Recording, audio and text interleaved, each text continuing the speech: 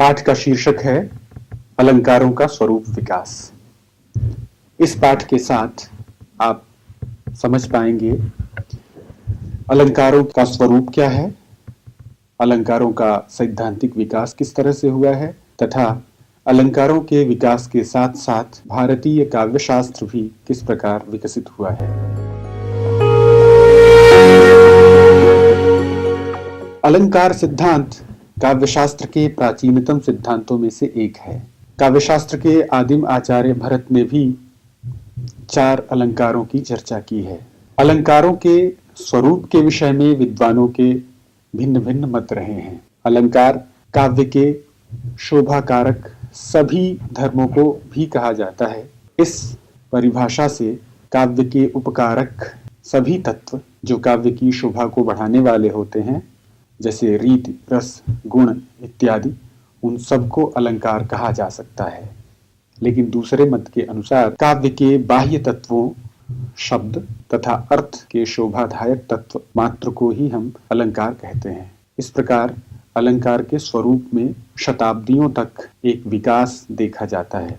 प्रस्तुत पाठ में हम उसका ऐतिहासिक सर्वेक्षण तथा उसके साथ साथ भारतीय काव्य का किस प्रकार विकास हुआ और उस विकास के साथ साथ अलंकारों की समझ तथा अलंकारों की परिभाषाओं में भी किस तरह से परिवर्तन हुआ, इस तथ्य पर हम दृष्टि डालेंगे।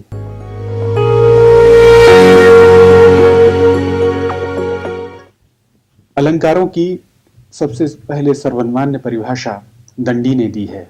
अलंकार शब्द को अगर हम देखें तो वह 2 शब्दों अलम तथा कार से मिलकर के बना है। अलम शब्द का अर्थ भूषण अथवा आभूषण है, कार अर्थात करने वाला। इसी आधार पर दंडी ने परिभाषा दी है जो कि सर्वमान्य है। काव्य शोभा करान धर्मान अलंकारान प्रचक्षते। इस परिभाषा के अनुसार काव्य में शोभा को बढ़ाने वाले सभी तत्वों को अलंकार कहते हैं। इस परिभाषा को अगर हम माने तो जैसा कि दंडी ने कहा है, रस, रीति, अलंकार, गुण इत्यादि, यहाँ तक के नाटकों की संधियां भी अलंकार के अंतर्गत आ जाती हैं। अलंकार की महत्ता इसी बात से सूचित होती है कि अलंकार शास्त्र संपूर्ण साहित्य शास्त्र का पर्यायवाची माना गया है। राजशेखर ने अलंकार शास्त्र को वेद का 7वां अंग माना है। वामन ने सौंदर्यम अलंकारः कह करके सबसे पहले काव्य को 2 भागों में बांटा। काव्य का अलंकार्य तत्व तथा दूसरा अलंकृत करने वाला तत्व। एक तत्व वह है जिसको अलंकृत किया जाता है, वो शब्द तथा अर्थ है, और दूसरे वे तत्व हैं जो उसे सुशोभित करते हैं। इस प्रकार उन्होंने एक नित्य अलंकार तथा एक अनित्य अलंकार की कल्पना की।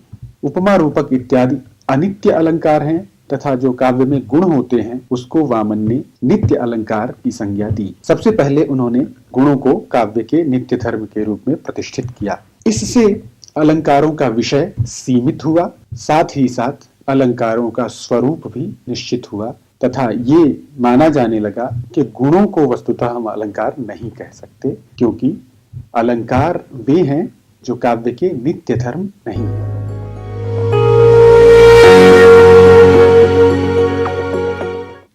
जैसा कि पहले बताया गया, अलंकार के संबंध में भारतीय काव्यशास्त्र में 2 मत रहे हैं।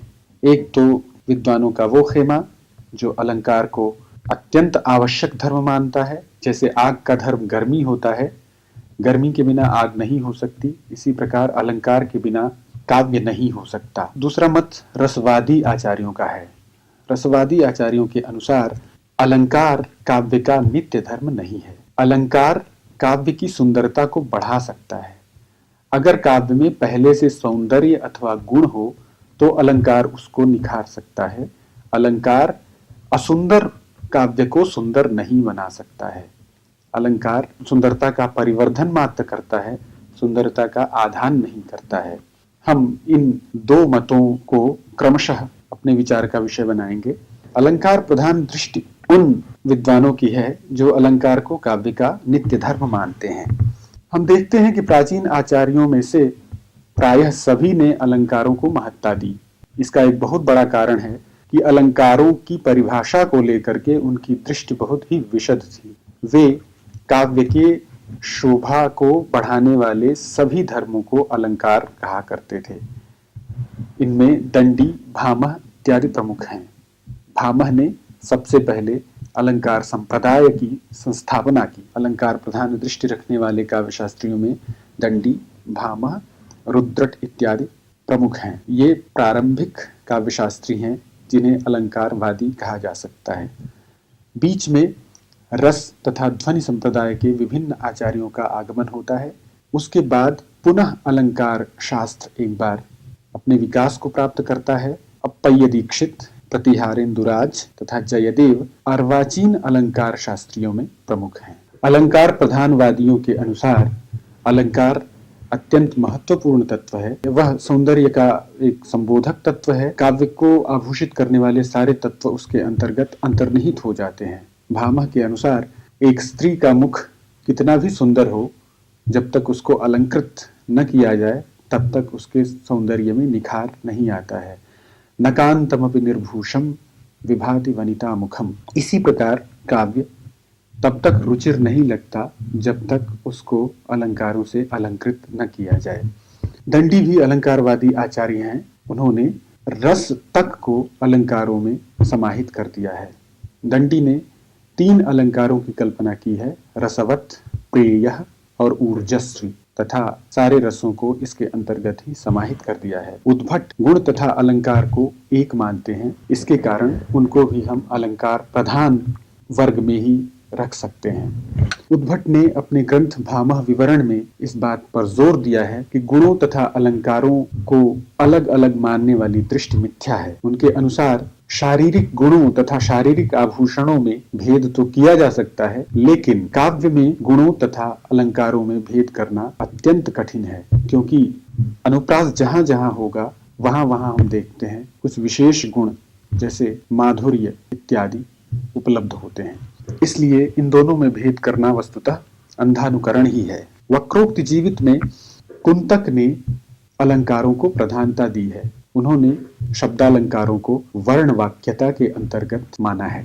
भोजराज का समय ध्वनिवादी आचार्य आनंदवर्धन के बाद है, लेकिन फिर भी वो अलंकारों के प्रति एक बहुत ही उदात्त दृष्टि रखते हैं। भोजराज के अनुसार अलंकारों का सीमांकन केवल काव्य के शरीर तक ही नहीं किया जा सकता है। उन्होंने अलंकारों के 3 वर्ग किए हैं, शब्दालंकार, अर्थालंकार तथा शब्दार्थालंकार। उनके अनुसार शब्दालंकार को तो हम यथाकथंचित मान सकते हैं कि काव्य के शब्द तक ही या शरीर तक ही निश्चित हैं, लेकिन अर्थालंकार अथवा शब्दार्थालंकार को हम यह नहीं मान सकते कि वो काव्य के बाहरी तत्व मात्र हैं। इसके अतिरिक्त अलंकारों के विभाजन में जो अलंकारों को कटक, कुंडल इत्यादि के साथ उपमित किया जाता है, उसको उन्होंने अपर्याप्त माना है।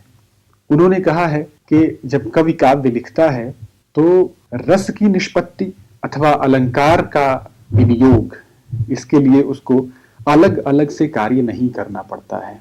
जिस कवि के प्रयत्न के द्वारा रस की निष्पत्ति होती है, रस का निर्वर्तन होता है, कवि के उतने ही प्रयत्न के द्वारा अलंकार भी आते हैं। अर्थात ऐसा नहीं है कि अलंकार किसी अन्य प्रयत्न से आ रहे हो और रस किसी अन्य प्रयत्न से। इस प्रकार एक ही प्रयत्न से आए हुए 2 तत्वों में से एक को बाहरी कहना और एक को आंतरिक कहना उचित नहीं लगता। ध्वनि सिद्धांत के बाद आचार्य जयदेव का आविर्भाव होता है। उन्होंने कहा है कि काव्य में अलंकार उसी तरह से महत्वपूर्ण है जिस प्रकार आग में गर्मी की स्थिति महत्वपूर्ण होती है। हिंदी के प्रमुख अलंकारवादी आचार्य रीतिकालीन कवि केशवदास के अनुसार जदपि सुजाति सुलक्षणी सुबरन सरस सुवृत्त भूषण बिन न विराजई कविता बनिता मित।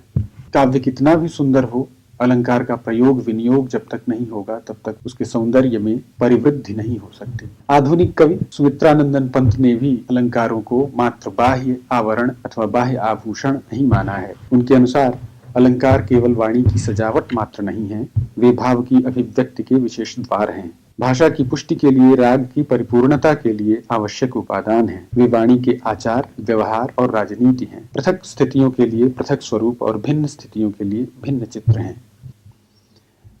इन विद्वानों के वर्ग में वे मतवादी आते हैं जो रस तथा ध्वनि को प्रमुख मानने वाले हैं। काव्य शास्त्रियों ने, जो कि इस वर्ग के थे, उन्होंने सबसे पहला कार्य किया कि अलंकार के क्षेत्र का परिसीमन।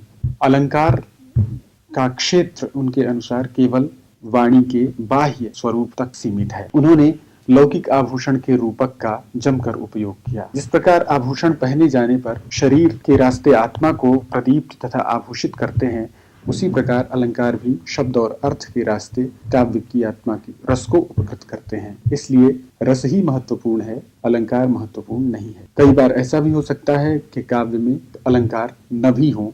दूसरे विद्वानों के वर्ग में सबसे प्रमुख आचार्य आनंदवर्धन है। उन्होंने कहा है कि अलंकार सदा रस के आश्रित होता है, रस ही काव्य में प्रमुख है। और आनंदवर्धन के ही मत का समर्थन अभिनवगुप्त, मम्मट, विश्वनाथ तथा पंडित राज आदि आचार्यों ने किया है। अभिनवगुप्त का कहना है कि जिस प्रकार आत्मा के अभाव में अचेतन मृत शरीर के ऊपर आभूषण अलंकार शोभा पैदा नहीं कर सकते, इसी प्रकार रस से विहीन काव्य में शब्द अलंकार या अर्थालंकार शोभा उत्पन्न नहीं कर सकते। आचार्य मम्मट ने तो काव्य के लक्षण में ही अलंकारों की अनिवार्यता को निषिद्ध कर दिया। उनके अनुसार अनलंकृति पुनः क्वापि, ये आवश्यक नहीं है काव्य अलंकार से युक्त हो ही। उन्होंने कहा कि अलंकार कई बार रस का उपकार कर देते हैं। इस प्रकार अलंकार को हाशिए पर लाने की प्रक्रिया पूरी हो जाती है। मम्मट के अनुसार दो चीजें बहुत उपयुक्त। पहली तो अलंकार रस का उपकार प्रत्यक्ष रूप से नहीं करता, बल्कि शब्द और अर्थ के माध्यम से ही कर पाता है। इसका अर्थ यह है कि अलंकार रस को छू भी नहीं पाता। तथा अलंकार की दूसरी सीमा यह है कि यह आवश्यक नहीं है कि अलंकार हमेशा रस का उपकार ही करे। बहुत बार अलंकारों के कारण अलंकारों के अधिक और अनुचित प्रयोग से काव्य भौंडा भी लगने लगता है। इसी प्रसंग में क्षेमेंद्र भी अपनी बात रखते हैं। वे अलंकारों के निर्धारक तत्व के रूप में औचित्य तत्व को रखते हैं। उनके अनुसार अलंकार अलंकार तभी हैं जब उनका उचित सन्निवेश किया जाए। उचित स्थान विन्यासात अलंकृति अलंकृति। अलंकार क्षेमेंद्र के इस वचन से रस से बिल्कुल पृथक हो गया। अब तो यह अलंकार बात कहने का एक तरीका भर रह गया। अनंता ही वाग विकल्पा तत्प्रकारा एव च अलंकारा। यहाँ तक कि ध्वनि विरोधी आचार्य महिम भट्ट ने भी अलंकारों को रस के ही अधीन माना है। जिस प्रकार दर्शन के क्षेत्र में धीरे धीरे अद्वैत वेदांत का साम्राज्य छाने लगा था, इसी प्रकार काव्य शास्त्र में भी अलंकार का साम्राज्य छिन करके ध्वनि सम्राट के रूप में पदस्थित होने लगा। ध्वनि सिद्धांत, जैसा कि हम जानते हैं, अलंकारों के प्रति सीमित दृष्टि रखता है।